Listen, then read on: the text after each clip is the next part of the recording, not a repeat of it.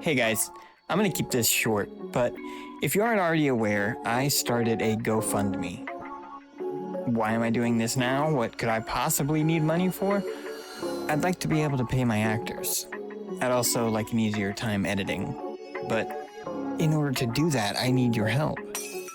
The link will be down in the description below. I'll be running this ad for a little while. And if you can't donate, I would greatly appreciate just you sharing it with people. Get the word out there. Let's make this the best horror podcast on the internet. Thanks. Podcasts, there's plenty. From true crime to comedy, pop culture to politics. Hell, there's even plenty of D&D actual plays out there too. If there's a topic, there's an indie podcast for it. And that's where I step in.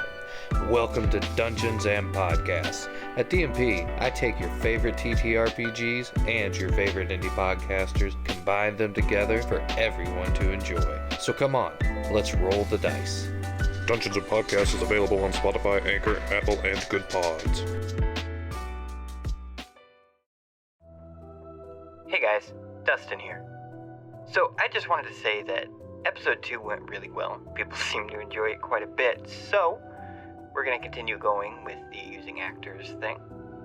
As long as I can keep sourcing actors and the files keep coming in, we'll keep going. There will be a few stories here and there that I'll narrate myself, but for the most part I'll be trying to use other podcasters and actors and actresses. For this week's story, I chose to give it to the host of Dreaded Dominions. Dreaded Dominions is a horror/sci-fi podcast that can be listened to at dreadeddominions.net, or you can just click the link down in the description. I'd also like to thank Flyover State Park and Rapture 518 for their parts in this episode. But with no further ado, let's get right into it. Roll that intro. This podcast deals with disturbing subject matter.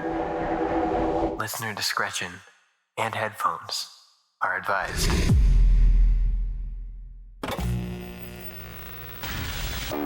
It's time to open the door to your mind, Sit back and listen to true horror. But be careful of what you allow in.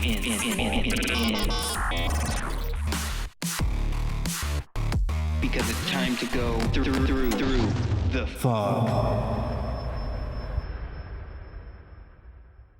This week's story is 12 Minutes by RoboKiki. Submitted to the Creepypasta Wiki.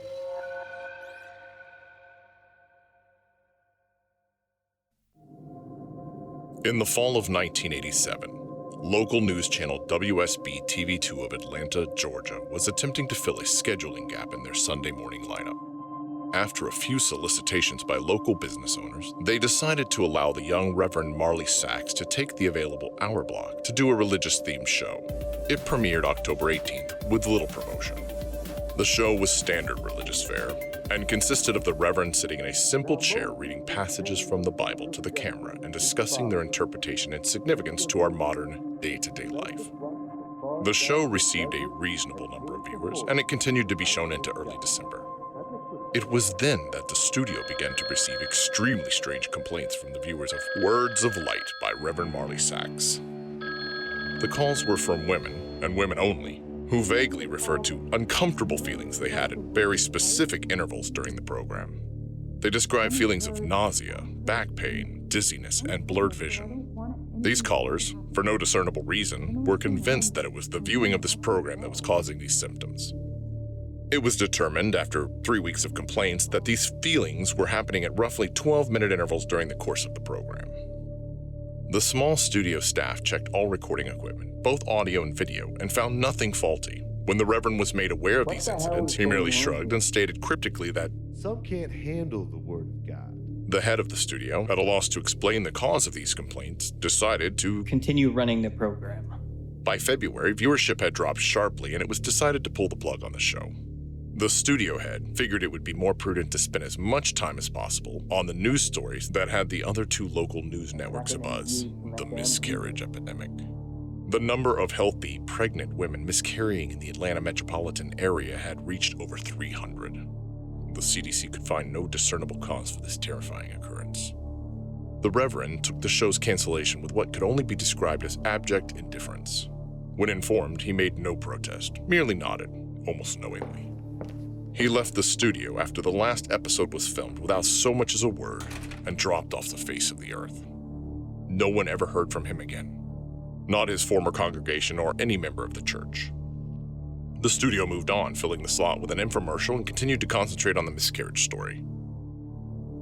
A year and a half later, an intern at the WSB studios discovered the tapes of the Words of Light and began going through them in an attempt to find stock footage for an upcoming piece the station was doing on the impact religion had on the city. The Atlanta incident, as the miscarriage epidemic became known in medical journals, petered out 3 months after the studio canceled Reverend Sack's show and had already began to fade from the public's consciences. As the intern went through the tapes, he accidentally made a disturbing discovery about the footage. While attempting to stop one recording at 10 minutes and 45 seconds, he mistakenly jammed the fast-forward button down. While the footage whizzed by, he attempted to pry up the button with a screwdriver. Just as he succeeded, the tape stopped at 32 minutes and 1 second. The intern actually fell out of his chair when he looked up at what was frozen on the screen. The image of a badly decomposed, severed head filling up the entire frame. After he collected himself, he moved the film back a few frames, then forward, and realized that his mind was not playing tricks on him. He began going through the rest of the recording, and soon discovered that at exactly 12-minute intervals, the image would appear from one frame. Thinking it's some practical joke being played on the new guy, he presented it to one of the film technicians, ready to be mocked. No one had touched the footage since the cancellation of the show. After the studio had closed for the night, the intern convinced the tech to help him go through all the tapes of the Words of Light. They discovered that every single episode had the same horrifying anomaly. They also realized that as the show progressed, the image had become more disgusting. As maggots began to eat away at the loose flesh and pieces of hair and skin seemed to have fallen off exponentially.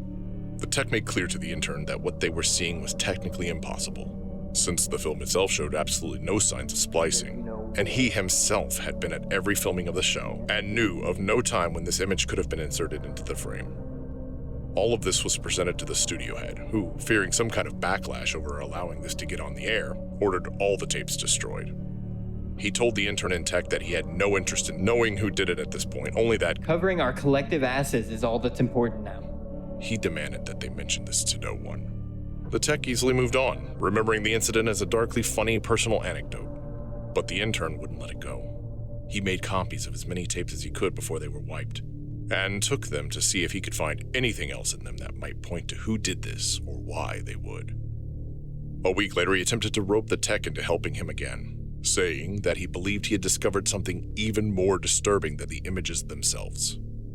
When the single frames were edited together in chronological order, the head's mouth appeared to be moving as if trying to form words. The tech, fearing for his job, told him to get rid of the copies and to not talk about it again. A week later, police responded to a 911 call made by an elderly woman in one of the Atlanta suburbs at dusk. She had heard horrible noises coming from the next-door neighbor's house where a young couple lived. She told the emergency responder that the wife was pregnant and that she was terrified that something had happened. When the officers arrived on the scene 20 minutes later, they found no lights in the windows and the front door ajar. They moved in slowly and made their way into the living room. Inside, they found a young woman, dead, with her abdomen slashed open. The wound was jagged, and a trail of blood led from the body to the couch on the far end of the room. There sat her husband, the studio intern, naked, the corpse of his unborn child at his feet, dying. In his hand, he held the rusty piece of metal siding he had used to gut his pregnant wife. The television was on and playing an 18-second loop of silent footage of a decomposing head mouthing some unintelligible words. The story at the police precinct to this day goes that the intern kept saying under his breath, over and over again, as they led him away, "The light of God calls them."